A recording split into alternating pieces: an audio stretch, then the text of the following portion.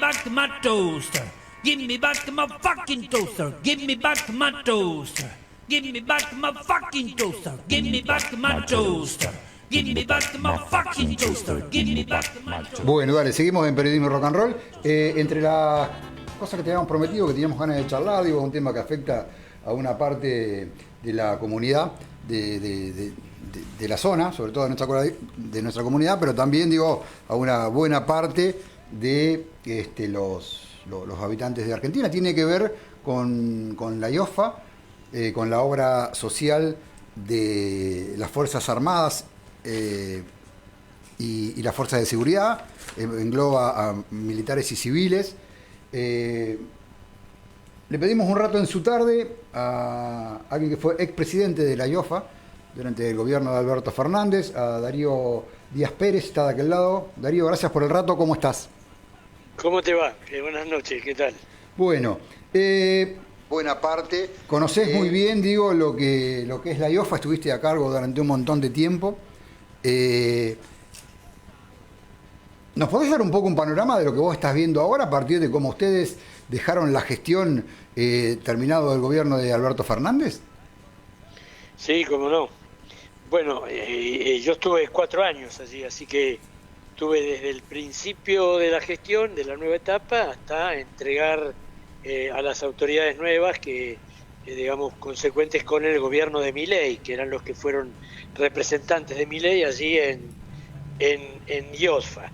IOFA es una obra social muy particular, tiene alrededor entre 550.000 y 600.000 afiliados a lo largo de todo el país, distribuidos en los lugares más retirados, desde estar en la frontera, en Orán, en la frontera litoraleña, hasta la Antártida, están los afiliados de IOFA.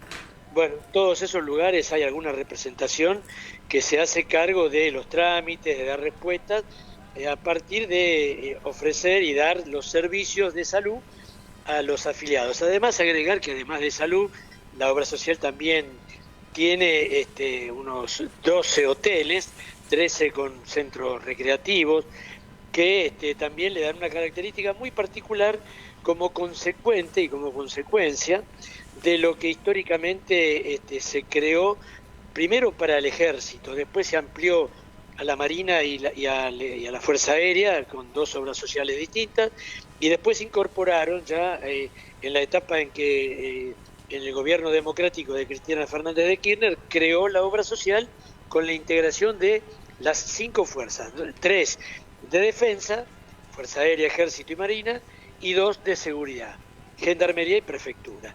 Todo eso compone una masa de alrededor de 600.000 habitantes, con distintas características. Eso rápidamente, pero cuando me tocó hacerme cargo y el ministro Rossi me puso en funciones, me dijo, bueno, tráeme rápidamente el diagnóstico de la situación, y la verdad que el diagnóstico era deprimente, al punto que le digo, ¿vos estás seguro que querés que yo vaya allí? Eso lo han fundido las autoridades anteriores, que eran las de Macri, claro, las del PRO. Le digo, mirá que está al borde de la quiebra eso ya hay están cerrados un montón de servicios, hay delegaciones que directamente no están abiertas, una deuda gigante que en aquel momento eran 4.500 millones de pesos, que representaban 2 meses y medio de ingresos, es decir, lo que debía ingresar por los aportes y contribuciones de los afiliados por mes, la deuda eran 2 meses y medio de esos aportes, o sea que era impagable como estaba allí. Muchos efectores, muchos digamos quienes proveían los servicios de salud, hospitales, clínicas, directamente cámaras que se hacen cargo en las distintas especialidades a lo largo del país, colegios, el colegio de anestesistas, el colegio de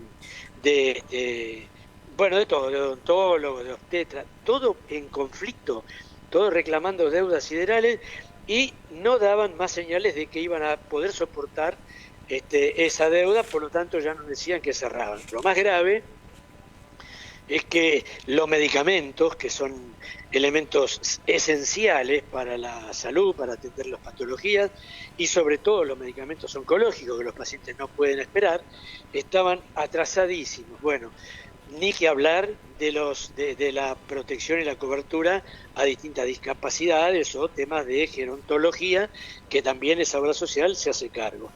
Bueno, esa fue la triste realidad. Rápidamente empezamos a ordenar.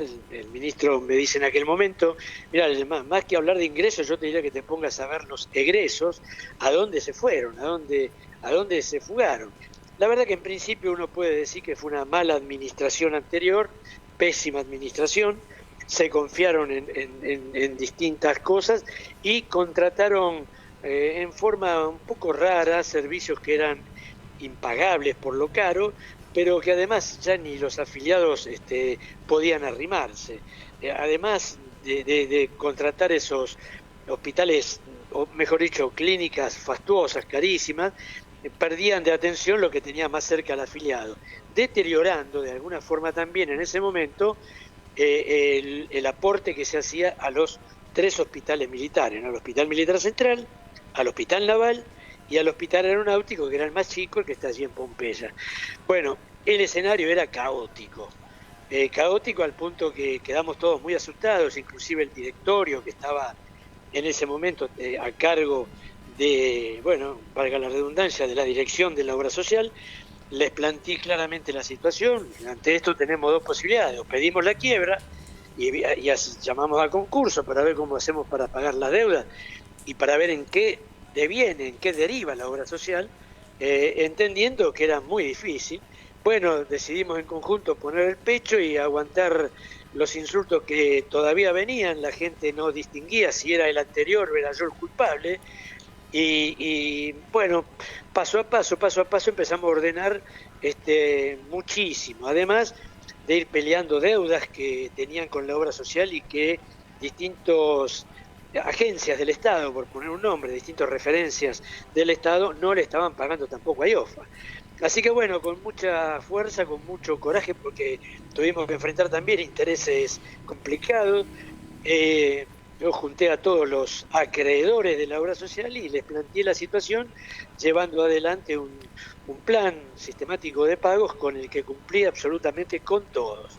Bueno, para resumirlo, al terminar la obra social, para no pasar en el medio un montón de situaciones, cuando terminamos entregué el 7 de diciembre, 8 de diciembre, cuando ya venía el cambio del gobierno, y la entregamos con superávit mensual importante y un ahorro de 1 mes y medio en el banco. Lo teníamos por cualquier eventualidad que pasara, o sea que le dejamos un regalito sumamente importante a las nuevas autoridades, un plazo fijo que también acumulaba en esa dirección.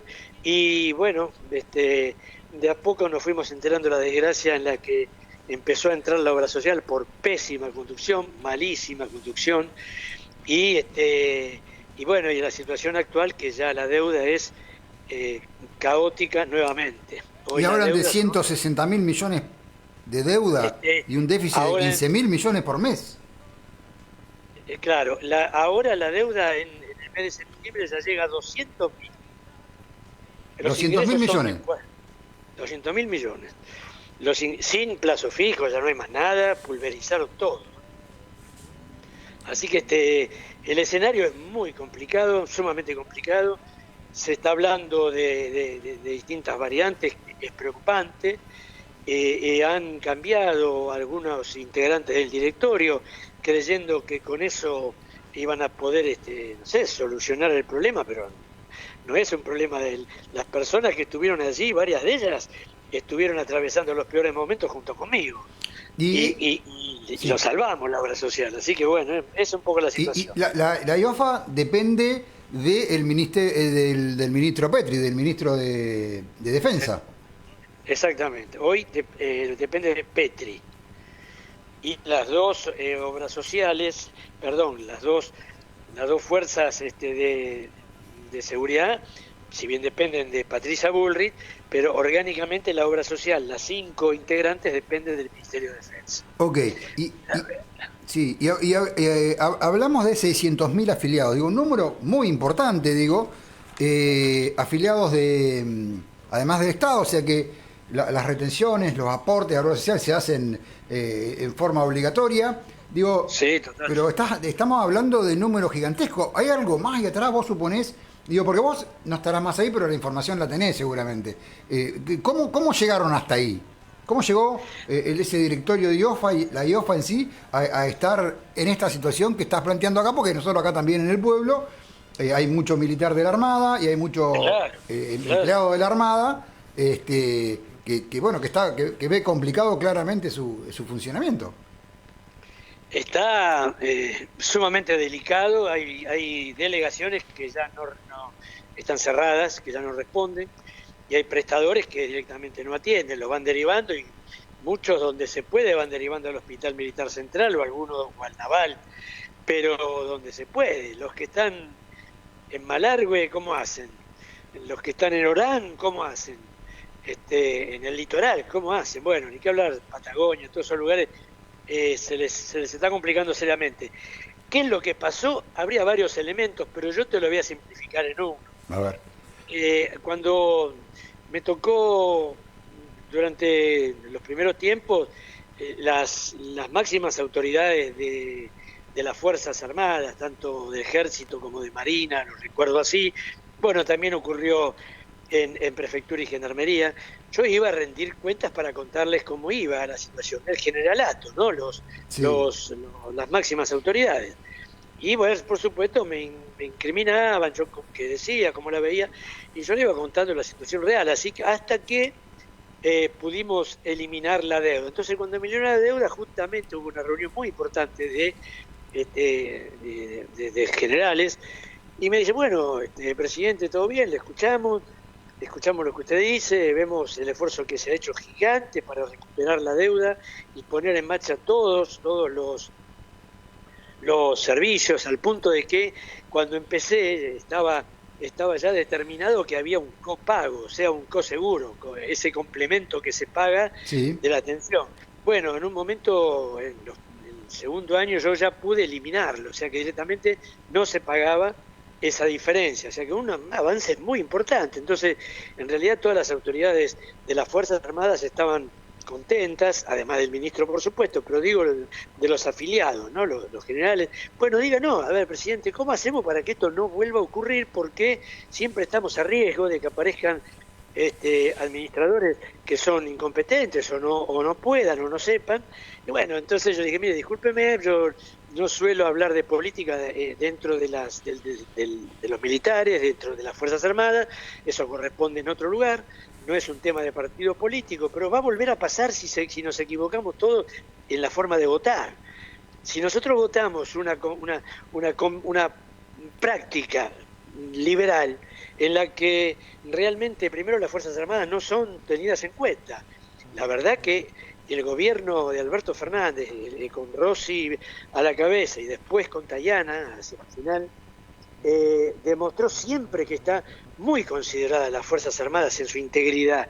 Entonces yo les decía, si realmente quienes vienen no tienen consideración del servicio que se debe aportar a los distintos integrantes, a los soldados argentinos, por involucrar a todos, entonces va a volver a pasar. Bueno, ¿y qué garantía? Ninguna garantía. Todo depende del voto. Y así fue. Se votó un gobierno que, en principio, un ministro como está ahora, que se desentiende totalmente de aportes y contribuciones. En este momento el Estado de Milei, el Estado porque es distinto a los estados anteriores, guste o no guste, esto es así, este Estado que conduce Milei le debe a IOSFA cerca de 200.000 millones entre aportes y contribuciones. O sea que las deudas que el Estado está teniendo por parte, a través de distintos mecanismos, ¿no? Por ejemplo, las distintas fuerzas, la conducción administrativa de la fuerza le debe a IOSFA. Entonces digo, si este Estado, uno lo escucha a Milei y dice que lo quiere romper, lo quiere pulverizar, por lo tanto todo entendemos que quiere pulverizar a los que integran el Estado. Bueno, los militares argentinos integran el Estado. Sí, claro. Es evidente que no tiene mucha preocupación por eso, ¿no? Ok, vos decís que el Estado le debe a la IOFA 200.000 millones aproximadamente.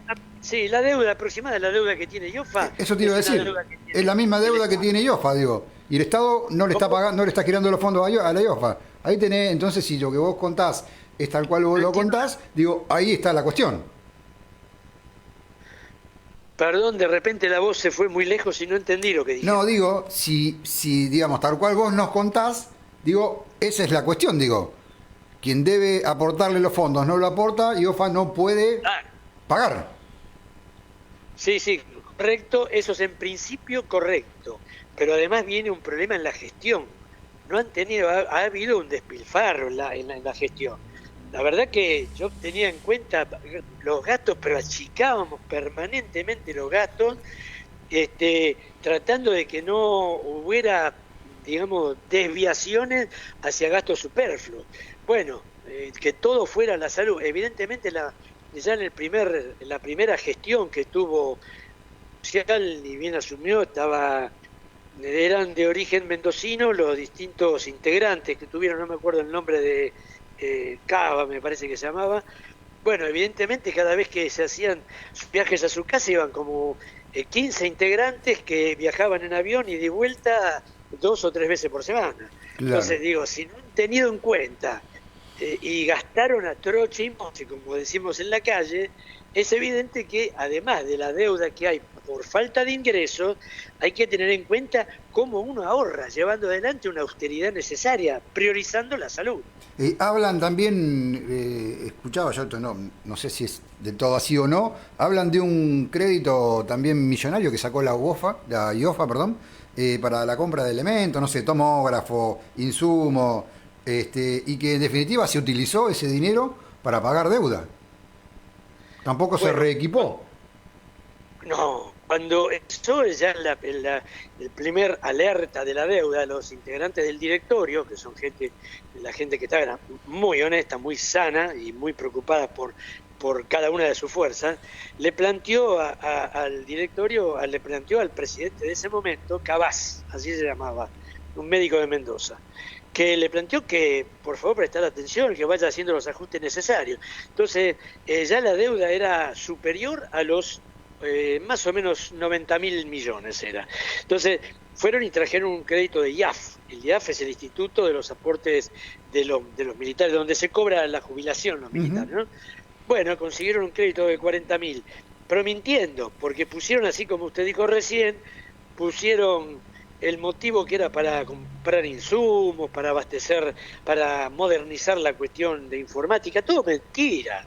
Fue para poder pagar algo, fue para pagar deuda, pero hicieron una cosa envolvente en la que se agudizó la deuda. O sea que además de lo que se debía, ahora en aquel momento le agregaron 40.000 millones más. Por eso, ahora en septiembre, por allí a fines de septiembre, octubre, va a llegar a 100.000 millones. Con ese crédito metió ahí adentro como deuda. Claro. Bueno, Darío, ¿querés agregarnos algo más que te haya quedado ahí pendiente que pueda sumarnos y redondear esta breve charla que tuvimos por acá para ponernos un poco en perspectiva de cómo está el tema de la IOFA? Mira, en principio no, creo que fui amplio, traté de ser lo más claro y rápido posible, pero está todo atado a un modelo de país. Si no le van a aumentar el salario a los militares, la obra social no va a tener más aporte. Y si no van a invertir en la problemática de la salud de los empleados públicos, en definitiva, que son los militares en su conjunto, bueno, le están complicando la vida a cada una de las fuerzas. Así que no, simplemente era eso. Bueno, de Darío Díaz Pérez, expresidente de la IOFA, te agradezco muchísimo el rato en la tarde, la gentileza de habernos atendido. Te mando un abrazo, saludos. Un abrazo, chao. Usa.